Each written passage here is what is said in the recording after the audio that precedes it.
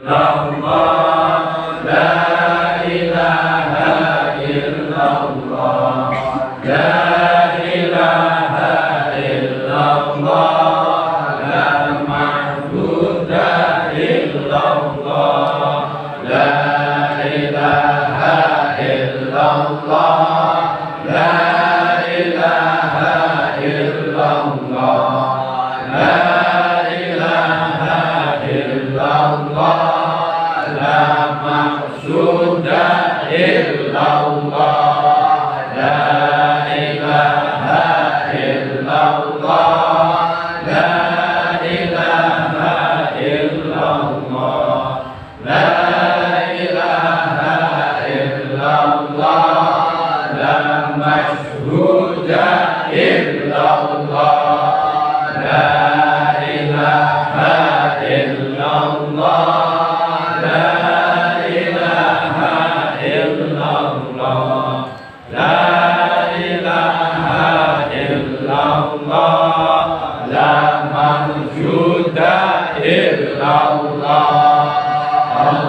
Allahumma ya kafiyal bala ikfinal bala qabla nuzulihi minas sama. Ya Allah, ya Allah, ya Allah, ya Allah, ya Allah, ya Allah, ya Allahumma ya kafiyal bala ikfinal bala qabla nuzulihi minas sama. Ya Allah, ya Allah, ya Allah, ya Allah,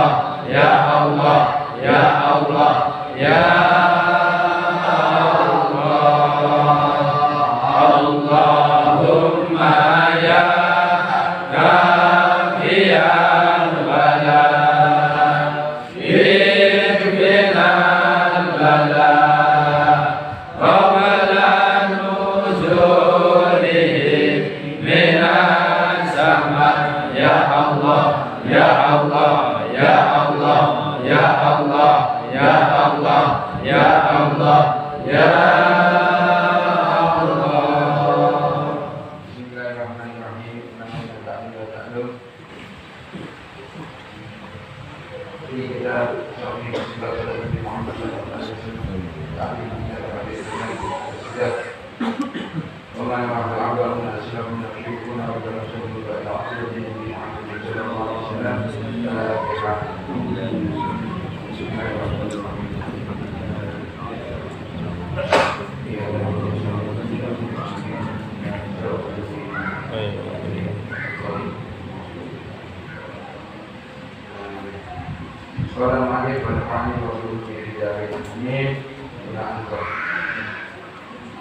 banyak bergerak di dalam sholat bisa menyebabkan gangguan sholat. Allah Subhanahu wa Ta'ala berfirman di dalam surat Al-Mu'minun ayat 1 sampai dengan 11. Qad aflaha al-mu'minun alladzina hum fi sholatihim khashi'un. Di ayat 10 walladzina hum 'ala sholawatihim yuhafizun. Waqala Rasulullah sallallahu alaihi wasallam. Beliau mengatakan yang terlihat oleh beliau meskipun beliau ini tidak imam, apa tingkah laku kalau di sini dikatakan khalqul syums. Jadi gerak tangan daripada sahabat ini khalqul syums itu maknanya udah binar. Jaraknya kayak teman gitu. Si mokna mawon. Maka di sini dia SAW mengatakan diamlah ketika tenanglah. Diam, kalau diam tidak bergerak ya. Jadi tenang. Jadi ketika kalian sholat itu kita disuruh tenang. Ojo bahaya. Jadi kadang ada orang sholat akbar, si ukur, si menambah kopiak, si menambah pagi. Jadi kalau gerakannya lebih dari 3 kali batal, langsung batal. Apalagi dua tangan ini hitungannya bukan satu ya, dua sendiri-sendiri. Hitungannya 1, 2. Jadi kalau dua tangan gerak, berani ambil ke bawah akbar, nah ini langsung batal itu sekarang gerakan. Kenapa? Dua tangan, satu tangan ini dihitung 1, 2. Gerak itu 1 dari tempatnya, terus balik lagi ke tempatnya dihitung 2. Kalau 2 berarti kan 2 tambah 2 4. Lebih dari 3 berturut-turut ya. Ini kan bareng nih. Nah, benar lagi. Mau sing gak ngomong sing kan. Saling buat. Saling ngomong banget sih kayak bosnya kayak udah bayar semua satu. Mau pakai jadi oleh karena Nabi itu satu mukjizat dia. Satu mukjizat dari beliau Sallallahu Alaihi Wasallam. Aktivitas sahabat yang sholat di belakang beliau Sallallahu Alaihi Wasallam itu terlihat. Jadi seperti beliau melihat kehadapan ini tadi. Dari belakang itu tampak jelas, dari depan pun beliau juga jelas, itu mukjizat. Jadi beliau dikatakan tangan kalian itu bergerak seperti kuda binal. Kasih dengan begitu. Maka tenanglah di dalam sholat. Imam Nawawi ini komentar di dalam syarahnya ini. Sus, ya, ini dikatakan yaitu kuda yang tidak bisa diam, yang selalu bergerak, ekor dan kakinya umok kayak ini. Umok. Nah, ini yang dibahas yang di atasnya adalah aflahal mukminun. Sungguh beruntung orang mukmin alladzina hum fi sholatihim khashi'un, yaitu orang-orang yang di dalam sholatnya itu khusyuk. Nah, kalau khusyuk ini muazzab langsung ya. Pada Ibnu Hajar mengatakan, dikatakan di sini khusyuk ini ada beberapa keadaan baik zahir ataupun batin. Kalau zahir jasmaninya itu di atam. Jadi tidak banyak aktivitas di luar daripada aktivitas sholat. Nah kalau batin ini suatu keadaan psikologis, bisa ketenangan hati, bisa ketenangan hati, bisa nanti dia bisa merasakan enaknya, manisnya dari dia melaksanakan sholat. Ini keadaan psikologis ini, keadaan batin. Ya. Jika di sini dikatakan ya dua keadaan ini ada yang mengatakan digabungkan, ya jasmaninya juga tenang, batiniahnya juga mendapatkan satu kenikmatan. Nah ini kalau batiniah ini bukan wilayah kita, wilayahnya Allah Subhanahu wa Ta'ala. Karena bahagia ini contoh bahagia ini tidak bisa kita buat. Belum tentu orang yang banyak uangnya ini contohnya ya bisa bahagia, enggak. Jadi bahagia ini satu keadaan yang Allah berikan kepada orang-orang yang dikehendaki, termasuk dengan bisa merasakan manisnya iman atau bisa merasakan nikmatnya beribadah kepada Allah Subhanahu wa Ta'ala. Jadi dua bagian ini. Jadi jasmaninya juga harus tenang. Tidak bisa dikatakan orang ini khusyuk kalau sholatnya ini kayak gerak terus. Tapi ya itu nanti ada budaya dan budaya iblis dan para tentaranya yang berusaha untuk merusak daripada ibadah anak Adam alaihissalam. Contohlah kalau sekarang jenggot gatel kok enggak, irung gatel mau enggak, tapi ya sholat. Yo irung gatel, yo jenggot gatel, yo kuping gatel, kuwape gatel. Jadi bagaimana caranya? Ini bukan main-main, bukan cerita fiktif ini. Memang kenyataannya begitu. Coba perhatikan ketika Anda tidak aktivitas ibadah, nyantai, orang ini saya gatel. Coba Anda masuk di wilayah sholat, macam-macam ini gerak dan lain sebagainya. Bahkan mohon maaf ketika Anda lupa sesuatu, naik sholat pilih. Jadi ya, sholat orang didudui, dikasih tahu. Ya, itu merusak daripada konsentrasi khusyuk tadi itu. Khusyuk ini tadi. Makanya minta kepada Allah. Khusyuk ini juga setengah, ada yang mengatakan setengah wilayah manusia, setengahnya wilayahnya Allah. wilayahnya manusia yang mana? Ya jasmani tadi, termasuk mencontoh daripada sholat Nabi Muhammad Sallallahu Alaihi Wasallam. Dalilnya adalah sholat gambar ayumuni usoli, sholatlah kalian seperti kalian melihat saya sholat. Ini jasmani. Termasuk di sini nanti setelah bab ini kita bahas masalah rukuk. Nah, ini nanti dijelaskan bagaimana rukuknya Nabi Muhammad SAW. Saya jelaskan, saya beri gambaran awal dulu. Kalau di dalam kitab ini dijelaskan rukuknya Nabi Muhammad SAW ini jari jemari memegang lutut, bukan lainnya lutut. Meskipun saya memegang paha, tidak batal sholat Anda. Sholat Anda tidak batal di sini pegang paha, bahkan pegang mata kaki, kalau mata kaki. Nah, itu jadi kan rukuk pegang mata kaki, tidak batal sholatnya. Tapi yang dilakukan Nabi Muhammad Shallallahu Alaihi Wasallam ketika rukuk, beliau itu kalau Habib tadi menjelaskan lututnya dicengkeram. Saya ingat betul ya beliau menjelaskan. Jadi lututnya dipegang ini.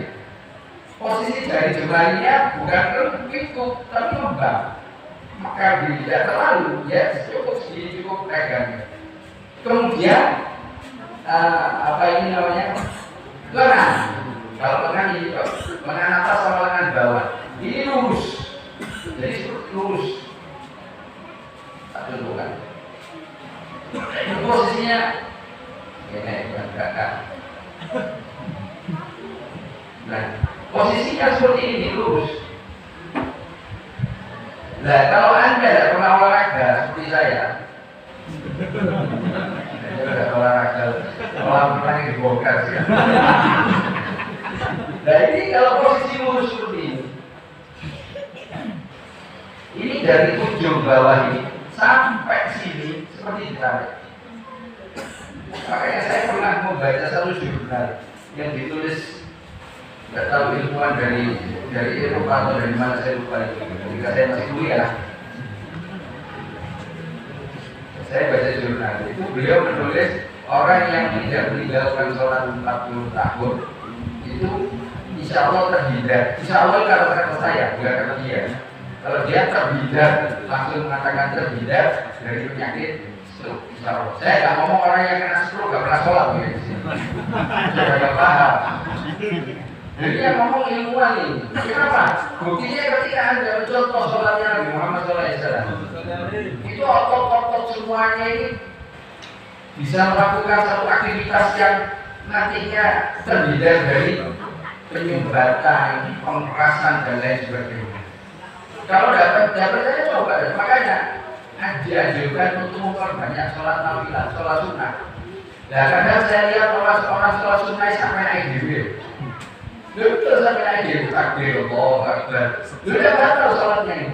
Terus Muhammad sholatnya. Ini kalau Anda perhatikan Anda seperti ini tertarik loh. Otot bagian ini jangan dia. Orang Ismail nggak salah. Kalau nggak salah loh. Kalau saya kena Google itu. Oke, begini tertarik. Jadi ketika Anda begini, Rasul takbirnya kan tangannya sejajar dengan bahu. Ada yang seperti ini kurang pas ini. Ini kurang pas. Karena Imam Ghazali mensifatkan ketika takbirnya Muhammad Sallallahu Alaihi Wasallam itu ibu jarinya menyentuh daun telinga sedikit, tapi tidak harus menyentuh. Kalau Habib Hasan bin Ali Asghar menulis di dalam kitab ini, ketika takbir ibu jari ini tidak harus menyentuh daun telinga, tidak harus. Cuma kalau posisinya seperti ini seolah-olah kan bertentangan. Ini nggak sejajar dengan bahu, tangannya, nah keliru. Karena saya pernah bertanya, bagaimana apa seperti ini? Kalau Habib dulu menjelaskan Imam Ghazali itu seperti ini. Kan seolah-olah bertentangan kan ini. Kalau mengenai hadisnya ini kan tangannya sejajar dengan bahu, seperti ini. Itu kalau Anda menganggap ini dari depan ini ujung jari sampai sini, ini tangan, ini bukan tangan. Tangan itu dari pergelangan ini. Ini dari pergelangan, ini namanya tangan. Jadi ketika Anda seperti ini, cocok dengan apa yang disebutkan sifat yang disebutkan Imam Ghazali ketika mensifati takdirnya Nabi Muhammad SAW. Ini betul tidak? Oh, Imam Ghazali nggak butuh hadis kok. Justru kita yang tidak pernah mengerti hadis, kadang-kadang memaknainya secara tekstual. Kalau tekstual ya seperti ini.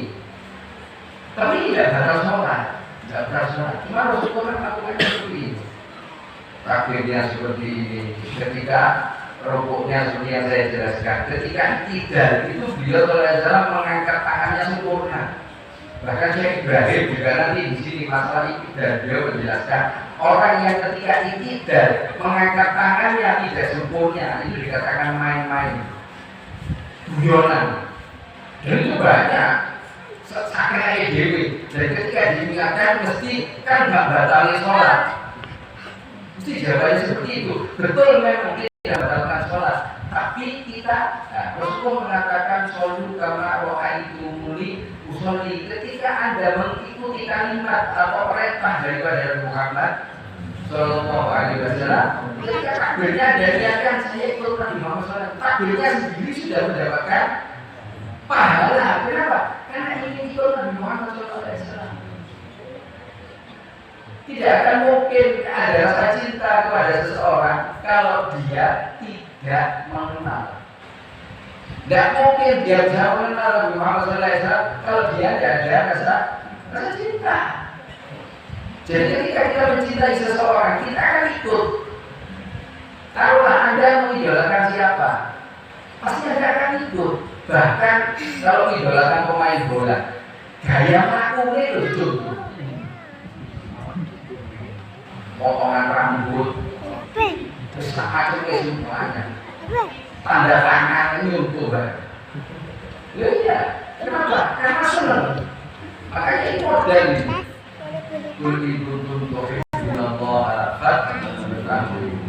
Ketika tiba ini yang kita butuhkan hanya satu, yaitu cinta. Cinta kepada siapa? Ya Nabi Muhammad SAW. Pujar sudah. Pokok daripada kita sebagai seorang muslim tidak ada pada Nabi Muhammad SAW. Kenapa kok seperti itu? Ya banyak faktornya, termasuk apa? Nabi Muhammad oleh Allah dipilih menjadi kekasih.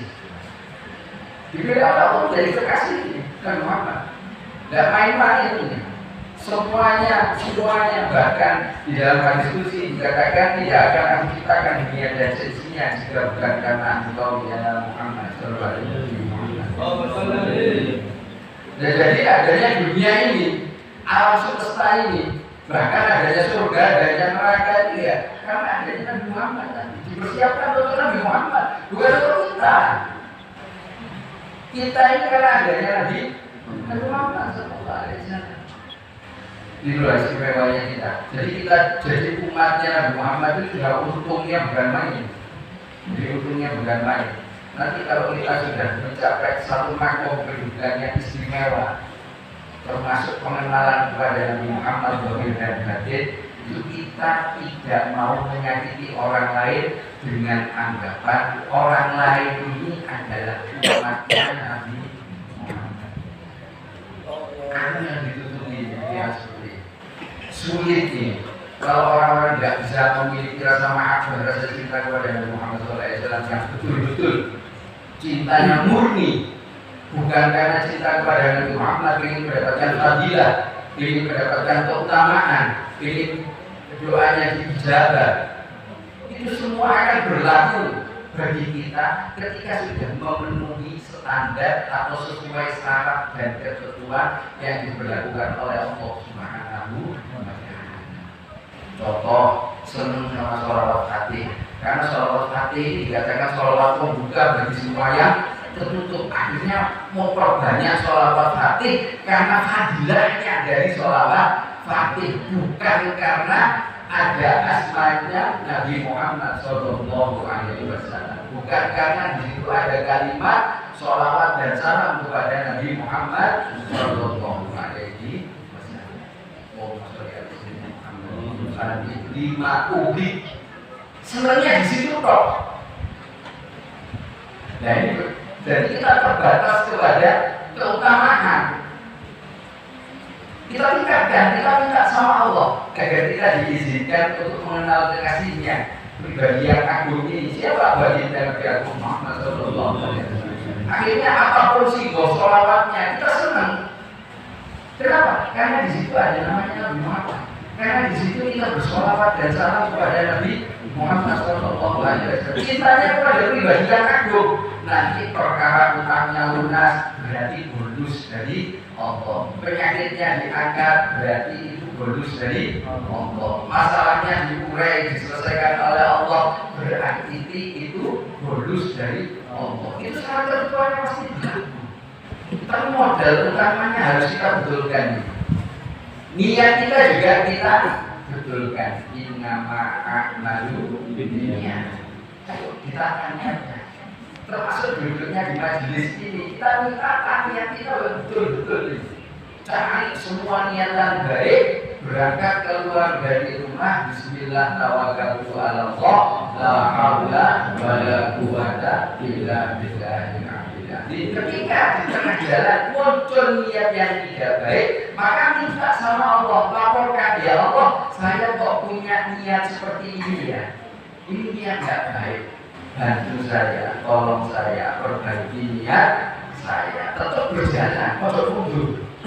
Nah, kalau mundur ini kita iblis dan bala tentaranya yang kelompok lagi. Terakhir sudah bersama 7. Nah, di sini saya ingin Abu Hurairah radhiyallahu ta'ala anhu Rasulullah sallallahu alaihi wasallam Allah sampai sumpah Allah. Saya melihat rukuk kalian, bahkan di sini Nabi Muhammad mengatakan khusyuk kalian.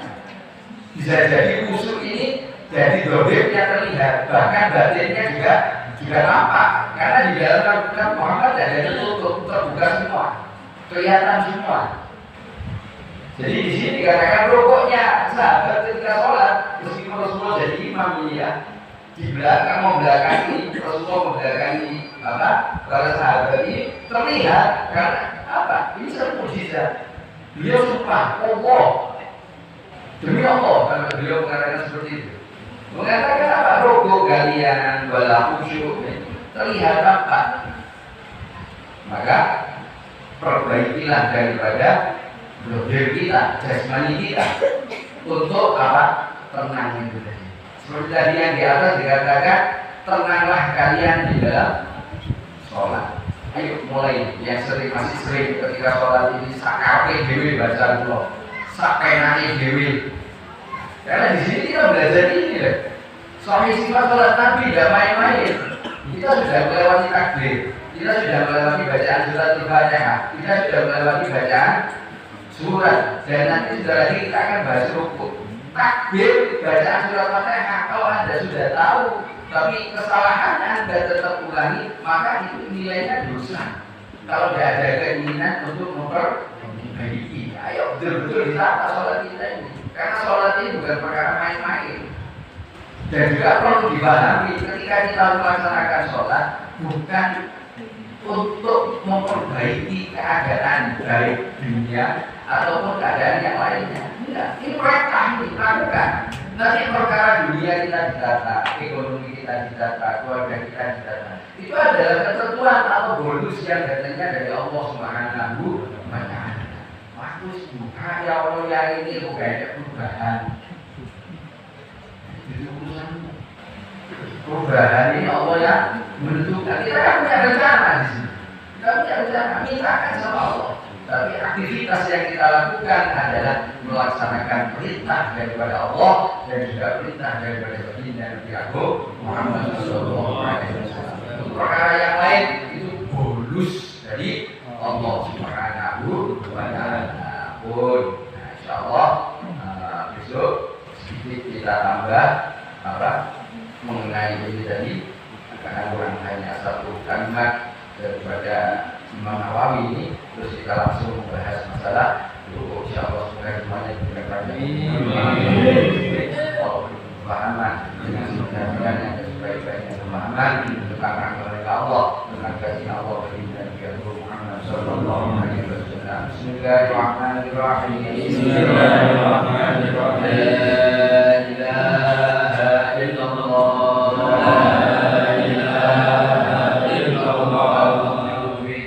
zaman al-mawjudu fi kulli zaman la ilaha illallah la ilaha illallah al-mawjudu fi kulli makan al-mawjudu fi kulli makan la ilaha illallah la ilaha illallah al-mawjudu fi kulli lisan al-mawjudu fi kulli lisan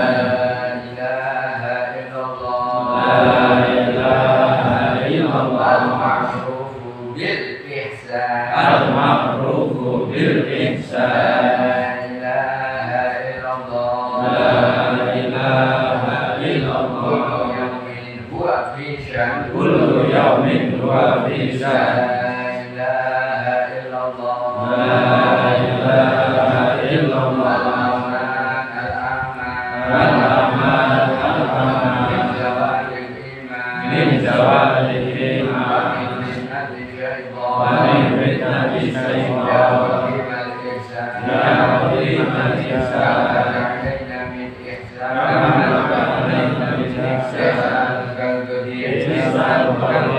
ya Hananu ya Mannan ya Hananu ya Mannan ya Rahimu ya Rahman ya Rahimu ya Rahman ya Ghaffar ya Ghafur ya Ghaffar ighfir lana warhamna anta khairur rahimin sallallahu ala sayyidina Muhammadin wa alihi wa sahbihi wa sallam alhamdulillahi rabbil alamin